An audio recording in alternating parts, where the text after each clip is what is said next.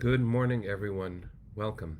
My name is Menachem Creditor. It's my honor to serve as scholar in residence and rabbi for UJA Federation of New York. We bring you Torah and music, blessing, and community every weekday. We've been doing so since March 18th, 2020. Today is Wednesday, February 21st, 2024. That is a whole lot of Torah, 997 broadcasts. It's day 138 since October 7th. There are lots of ways that we continue to show up together. Ben, it's good to see you. Jonathan, welcome. And Deborah, welcome. Michelle, good to see you. Linda, good morning, kind soul. And Linda, good morning. Fabrice, sending love to rainy Paris. Deborah and Sharon, Carl and Sandy, good morning. Arlene, thank you. It is broadcast 997. Jacqueline, good to see you. Jerry and Keith, Ron, wonderful to learn last night together. Adrian and Robin, Rosa, good morning. Good to see all of you. Did I miss anyone? Anya, I think I might have missed you. Arlene and Masiek, hope that you are well, sending love to Poland. Patricia and Diane, Janice, good morning. It is almost Monday, isn't it? Hi, Barry. Good to see you. Debbie and Judy, Patricia, good morning. Hi, Chana. Okay, friends, let's take a breath, sing a bracha, learn some Torah. Here we go.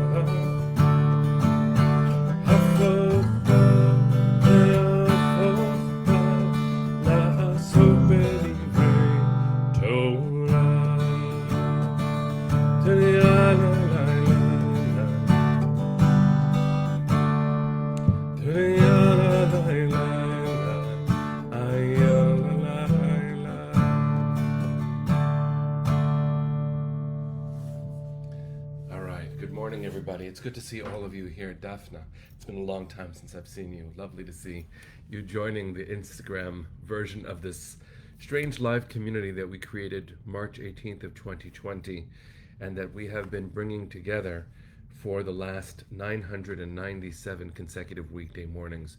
It's beautiful to start the day singing a bracha, singing a blessing, learning some Torah. Today, I'm also going to be dedicating our learning, as I said yesterday, to the memory of my beautiful grandmother. This is her second yahrzeit, the second anniversary of her passing. Her name was Clara Creditor, and I love her very, very much.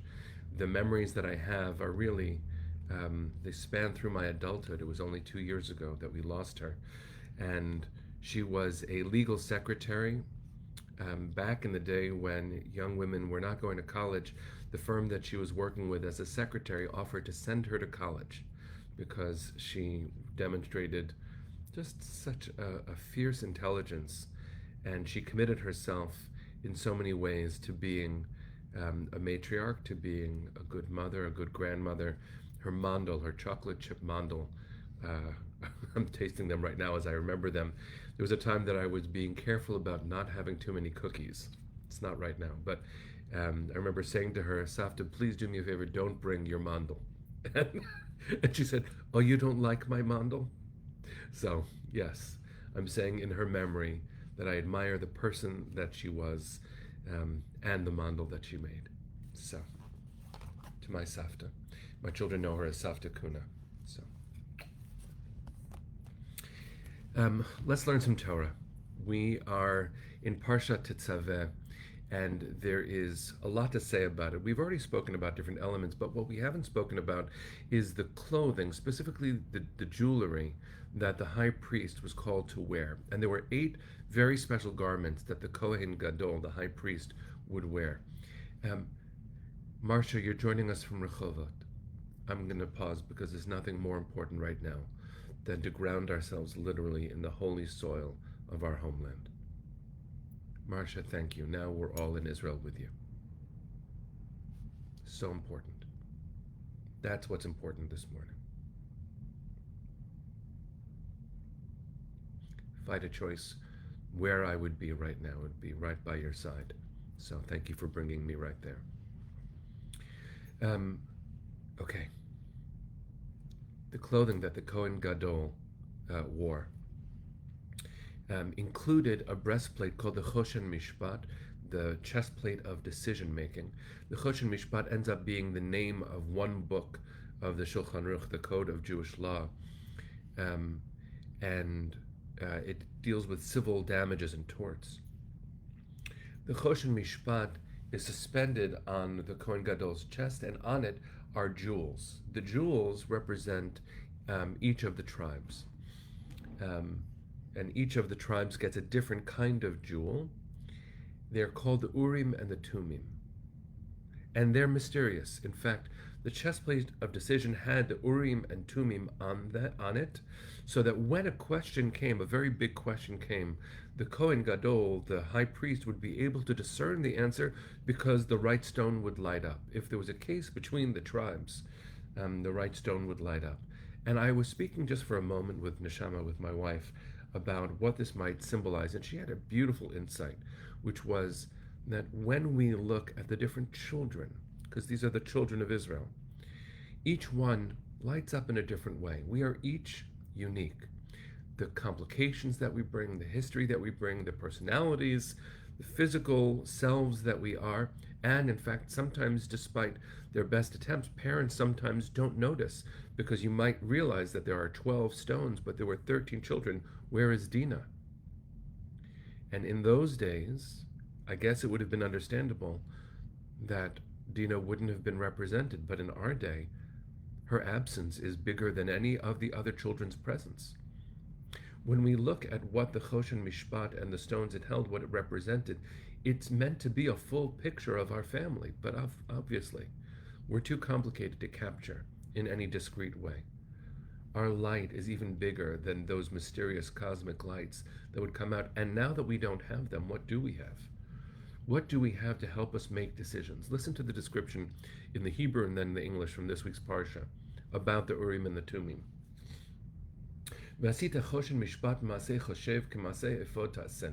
Make a breastplate of decision worked into a delicate design. Make it in the style of the ephod, the tunic. Zahav tchelet v'argaman v'tolat shani v'sheish mashzar ta'aseh oto. Make it of gold, of blue, purple, crimson yarns, and fine-twisted linen. And it continues in that kind of a detail. It is so powerful to see that the most precious materials available to the ancient Israelites, our ancestors, were to be included in this garb. Now, you might wonder to yourself, what must it have felt like to be the Kohen Gadol, the high priest, and walk around wearing treasure? And I don't know, but I will tell you that my heart went one place when I realized that the Urim and the Tumim, these fancy cosmic special stones on a chest plate, were in this week's Parsha. We don't have an Urim and Tumim chest plate, but for the last 138 days we've been wearing this to represent our entire family, especially those we don't see right now. What is it to walk around with your family on your chest? We know. We know. And if only we could hold on to this modern Urim and Tumim and ask questions that, as Rosa just said, to make decisions well. I'm just going to quote what you wrote, Rosa. It's beautiful. It must have taken a lot of work for more than one person perhaps, because the decisions affect the whole community. Of course it does. Urim lit up, the Tumim helped us understand. There's a famous midrash. Penny, thanks for being with us all the way from Palm Beach. And thanks for keeping count for broadcast 997.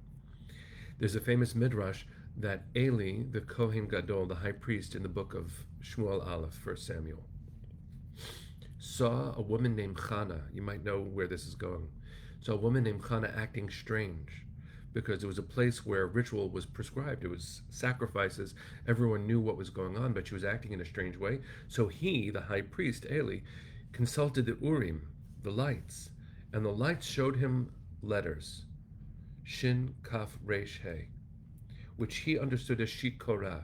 Oh, she must be drunk. That's what that means, to be shikar, right? But he didn't consult the Tumim, the interpretation, which goes back to what Rosa is saying, that we need to have the interpretation. And we probably need to consult each other in order to understand what is being said. Because had he looked beyond himself, he would have understood that it wasn't Shikora, she's not drunk. Rearrange the letters. It's Kaf, Shin, Reshe. She is Kshera. She is holy. She is fit. She is kosher. What she is asking for should be hers.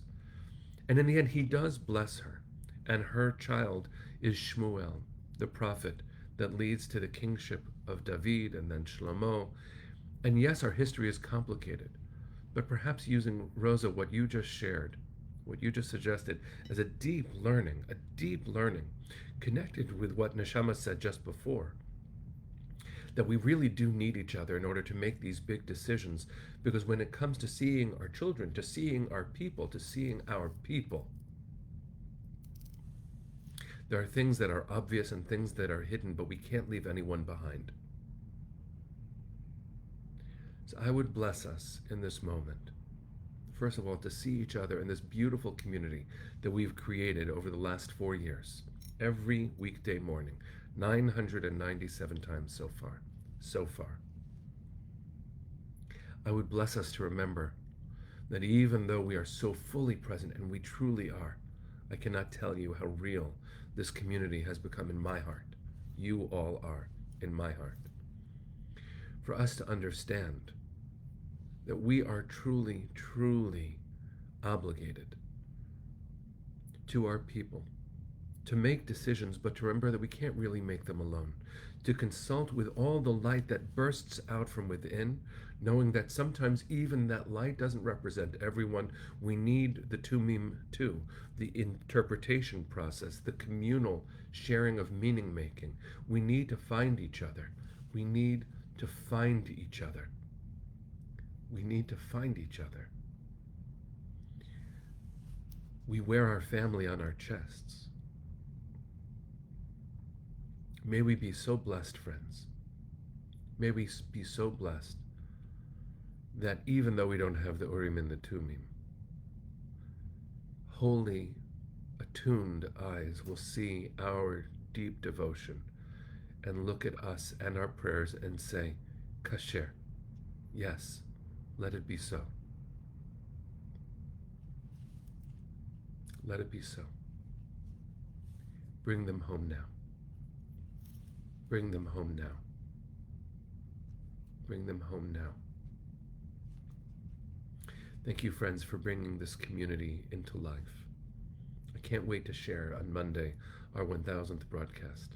We'll have balloons, I think, maybe even a special guest to help this celebration truly, truly reach the hearts.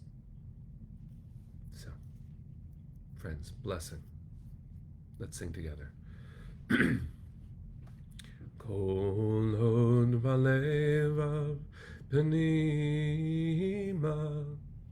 nefesh Yehudi homia ulefatei mizrach kadima ayin letzion tzofia עוד לא עבדה תקוותנו, התקווה בת שנות 2000, להיות עם חופשי בארצנו, ארץ ציון וירושלים. להיות עם חופשי בארצנו, ארץ ציון וירושלים. Bring them home now.